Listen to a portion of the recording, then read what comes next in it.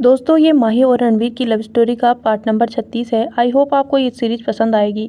अगर पसंद आए तो वीडियो को लाइक शेयर सब्सक्राइब जरूर करना। और अगर आपको ऐसी ही कहानी सुनने में दिलचस्पी है तो दोस्तों मेरा एक दूसरा चैनल है जिसका नाम है हिंदी स्टोरी विद ईशू। और मैं इस वीडियो के अंत में उस चैनल की प्लेलिस्ट जोड़ दूँगी। आप वहाँ पर क्लिक करके सीधे उस चैनल पर जा सकते हैं। वहाँ पर भी मैं डेली 2 स्टोरी अपलोड करती हूँ, एक 10 बजे और एक 3 बजे। अगर आप चाहें तो वहाँ पर भी मेरी कहानियाँ सुन सकते हैं और उस चैनल को सब्सक्राइब करके भी मुझे सपोर्ट कर सकते हैं। धन्यवाद। अब कहानी में आगे बढ़ते हैं।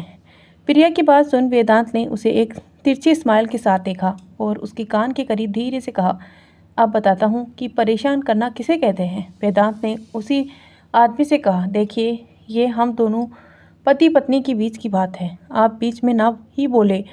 वेदांत की बात सुनकर उस आदमी ने दोनों को घूर कर देखा। वहाँ प्रिया मुंह खोले वेदांत को देखने लगी।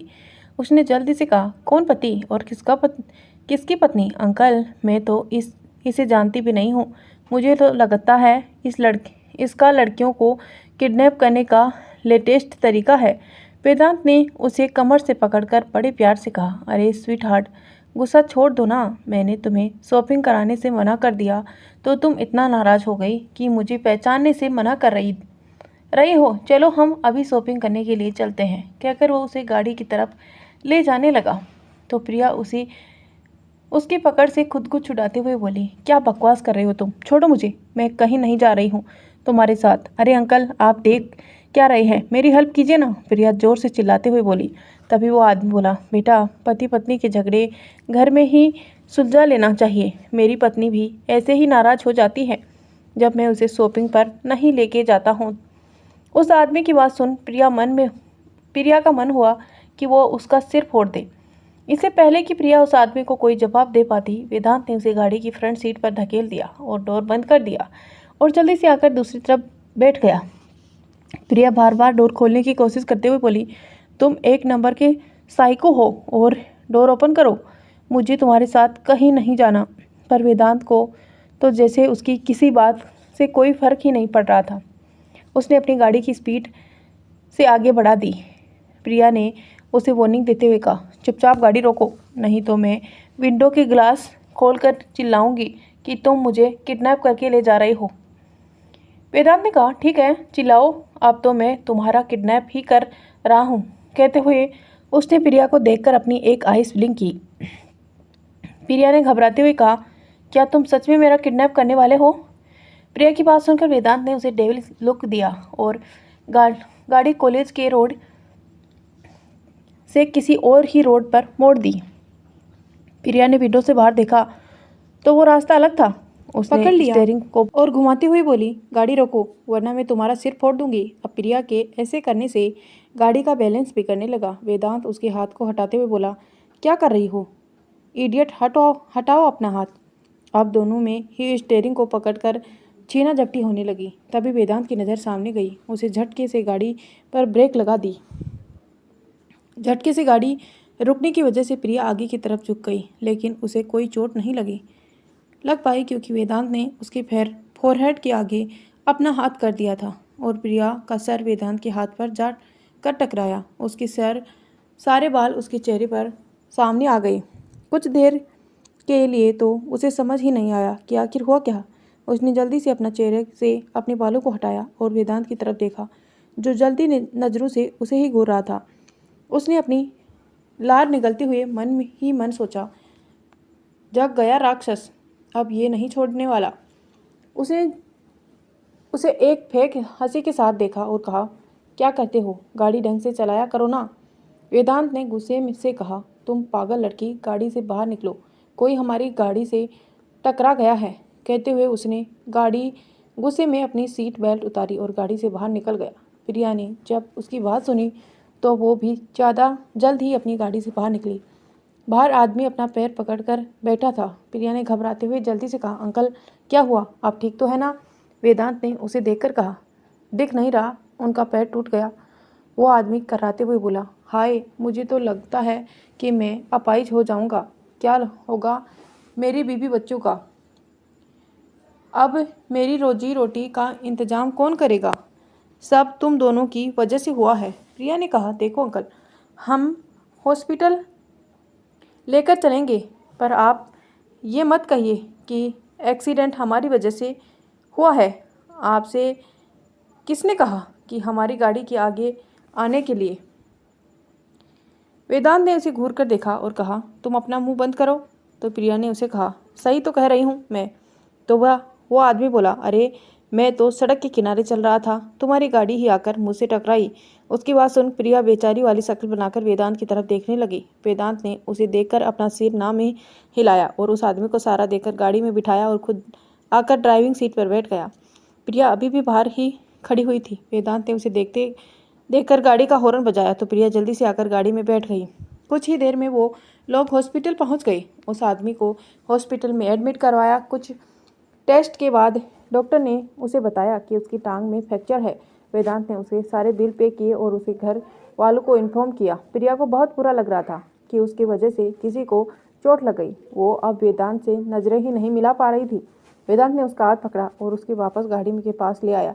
प्रिया अभी भी अपने सर झुकाए खड़ी थी, जैसे उस अपनी सजा का इंतजार कर रही हो। वेदांत अपने दोनों हाथ बांधे उसे देख रहा था। प्रिया ने सिर उठाकर वेदांत को देखा, पर जब उसकी नज़रें वेदांत की गुस्से भरी नज़रों से मिली तो उसे जल्दी से अपनी आंखें झुका ली और अपने कान पकड़कर कहा, सॉरी, मैं तो सिर्फ गाड़ी रोकना चाहती थी, पर गलती से एक्सीडेंट हो गया। वेदांत ने एक गहरी सांस ली और कहा, अब चुपचाप गाड़ी में बैठ जाओ।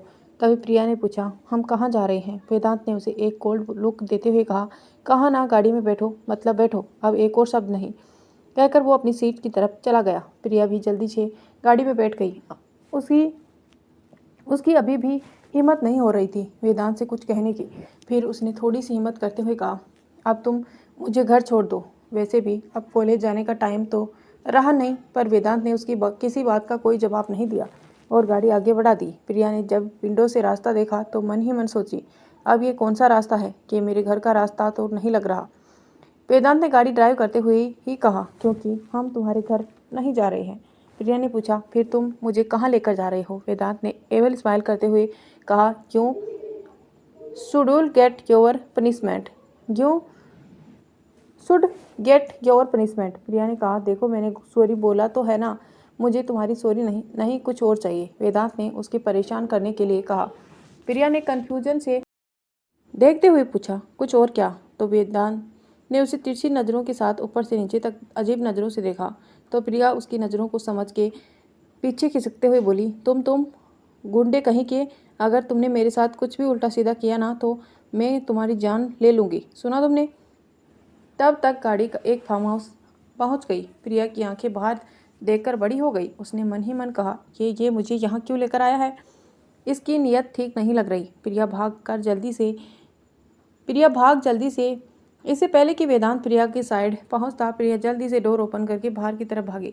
पर वेदांत ने फुर्ती से उसे जाकर पकड़ लिया और उसे अपने कंधे पर उठा लिया। प्रिया उस पर अपनी मुक्के बरसाते हुए बोली, छोड़ो मुझे, ये कहाँ ले आए हो तुम मुझे, मम्मी बचाओ। पर वेदांत को जैसे उसकी बात का कोई असर ही नहीं पड़ रहा था। वो उसे उठाकर अंदर एक रूम में ले आया और बेड पर पटक दिया। प्रिया ने वेदांत की तरफ देखा और पीछे खिसकते हुए बोली, देखो मैं कह रही हूँ, तुमने मुझे हाथ भी लगाया ना तो मैं तुम्हारी जान ले लूँगी। वेदांत ने अपना कोट उतारते हुए कहा, अच्छा तो मैं भी देखता हूँ कि तुम कैसे लेती हो मेरी जान। पहले तो मैं तुम्हें सीधा सीधा कॉलेज छोड़ने के लिए लिफ्ट दे रहा था, पर नहीं, तुम्हें तो हमेशा की तरह आफत मचानी होती है। प्रिया ने उसकी तरफ पिलो फेंकते हुए कहा, हाँ तो मैंने कौन सा तुमसे लिफ्ट मांगी थी? वेदांत ने अपनी शर्ट के बटन खोलते हुए कहा, मुझसे लिफ्ट लेने में दिक्कत है, लेकिन किसी अनजान की बाइक पर बैठकर जाने में कोई परेशानी नहीं। कहते हुए उसके प्रिया के पैर खींचकर उसे अपनी तरफ किया और उसके ऊपर आ गया। प्रिया ने उसके सीने पर हाथ रखकर उसे धक्का देते हुए कहा, देखो तुम ऐसा मत करो, मैं वैसी लड़की नहीं हूँ। वेदांत ने उसके हाथ पकड़कर उसके सिर के ऊपर कर दिया और एक हाथ से उसके गालों को पकड़कर उसका चेहरा अपने सामने किया और डेविलिस हंसी के साथ कहा, तो शुरू करें, कुछ ऐसा वैसा। कहकर वो उसके होठों पर झुकने लगा। प्रिया पूरी कोशिश कर रही थी अपने चेहरे को इधर उधर करने की, पर वेदांत की पकड़ से उसे बहुत ही मजबूत थी, वो हिल भी नहीं पा रही थी। तो दोस्तों, कैसी लग रही है आज की स्टोरी, प्लीज़ कमेंट करके ज़रूर बताना। और हाँ, वीडियो को लाइक नहीं करते हैं आप, प्लीज़ लाइक कर दीजिए ना, ताकि मुझे मोटिवेशन मिलेगा।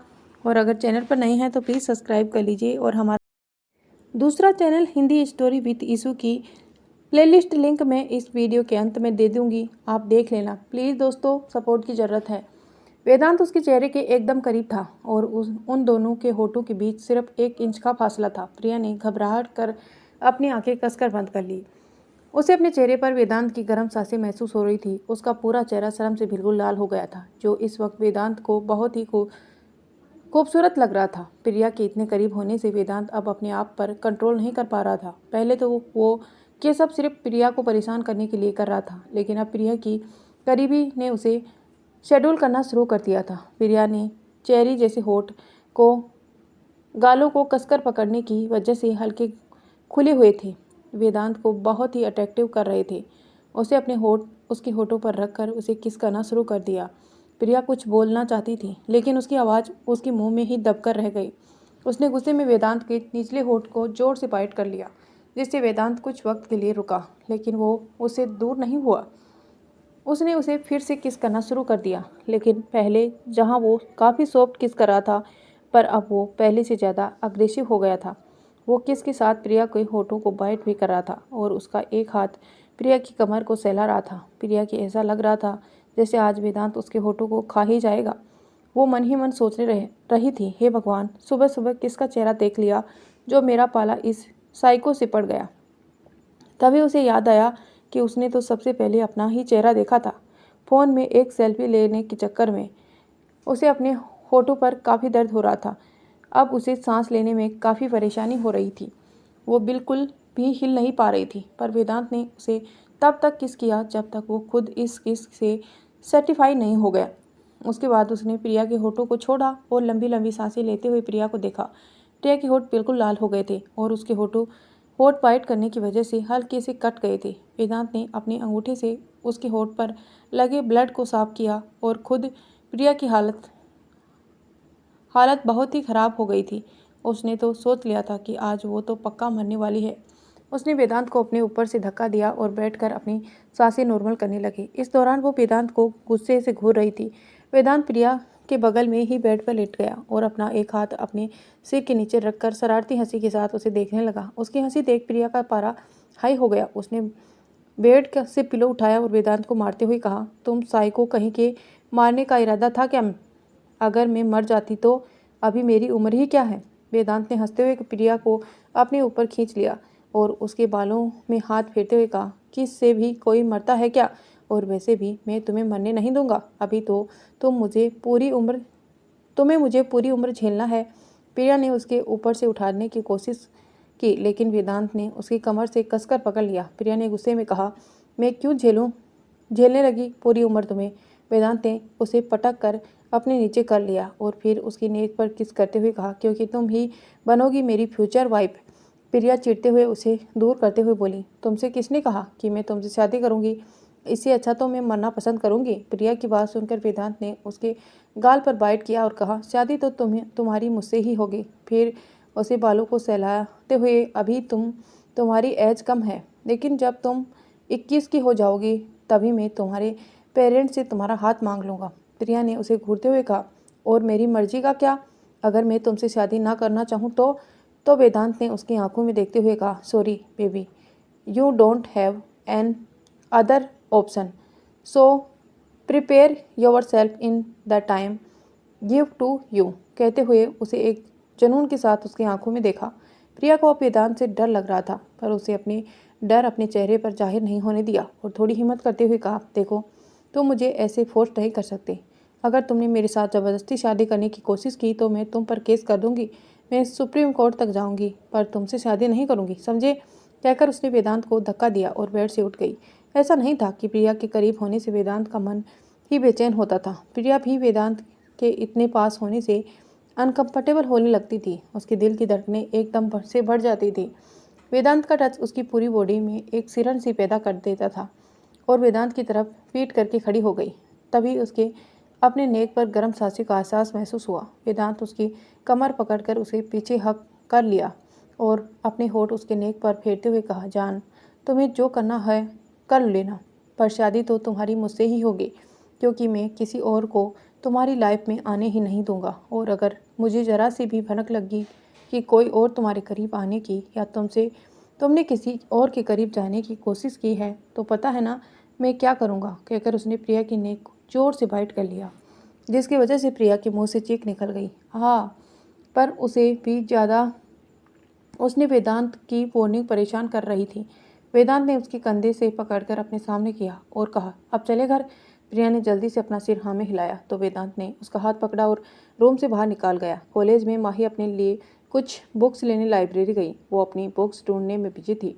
तभी उसके हाथ में पकड़ी हुई बुक्स गिर गई। वो उन्हें उठाने के लिए नीचे झुकती, तभी एक लड़के ने बुक उठाना शुरू कर दिया और माही को पकड़ा दिया। माही ने स्माइल करते हुए उसे थैंक यू कहा और आगे बढ़ गई। तभी उसी लड़के ने उसे पीछे से आवाज़ दी, सुनिए।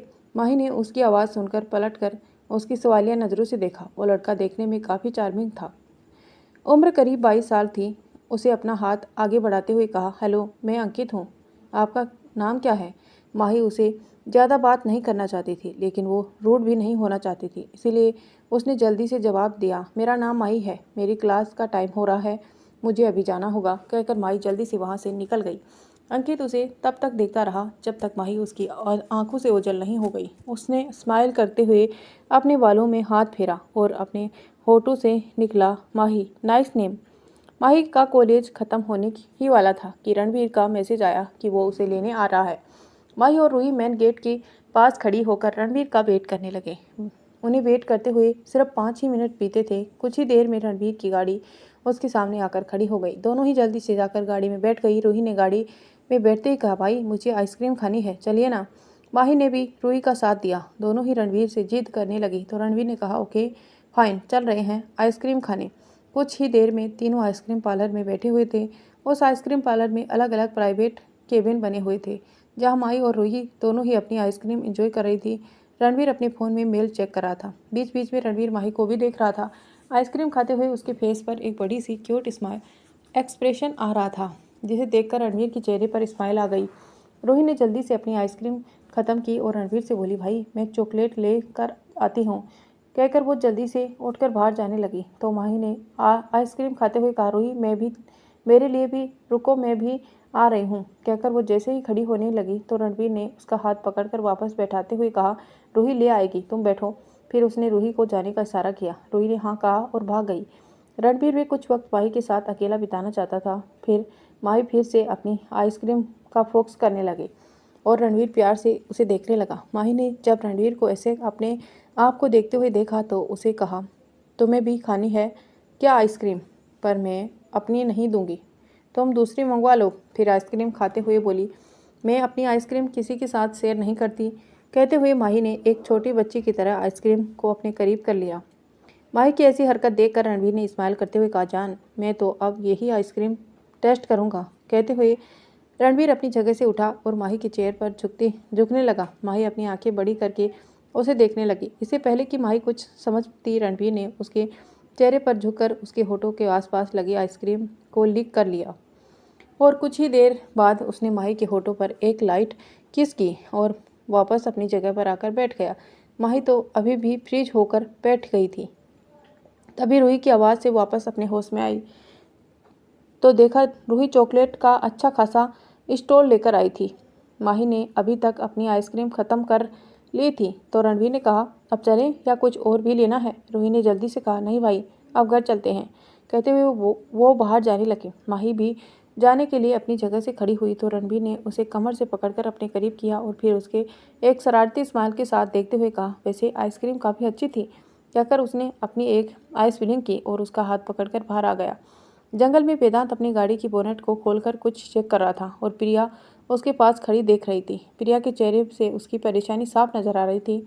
उसे अपनी कमर पर हाथ रखकर कहा, वेदांत कितना टाइम लगेगा, शाम होने वाली है। वेदांत ने उसे एक नज़र देखा और फिर से गाड़ी का इंजन चेक करने लगा। देख तो रहा हूँ, तुम थोड़ी देर चुपचाप खड़ी नहीं रह सकती। तो दोस्तों, इसी के साथ इस कहानी को यहीं एंड करते हैं। मिलते हैं नेक्स्ट पार्ट में। तब तक के लिए स्वस्थ रहिए, मस्त रहिए और इन्जॉय करते रहें। हमारी कहानी को लाइक ज़रूर करना, कमेंट करके बताना कि कहानी आपको कैसी लगी। और हाँ, अगर आप ऐसी ही कहानी और सुनने में इंटरेस्टेड हैं तो मेरे दूसरे चैनल हिंदी स्टोरी विद ईशू पर जाकर सुन सकते हैं, या फिर मैं इस चैनल के एंड में प्लेलिस्ट को मेंशन कर दूंगी। आप वहां पर क्लिक करके भी उस चैनल पर पहुंच सकते हैं। धन्यवाद दोस्तों, यहाँ तक बने रहने के लिए। मिलते हैं नेक्स्ट पार्ट में।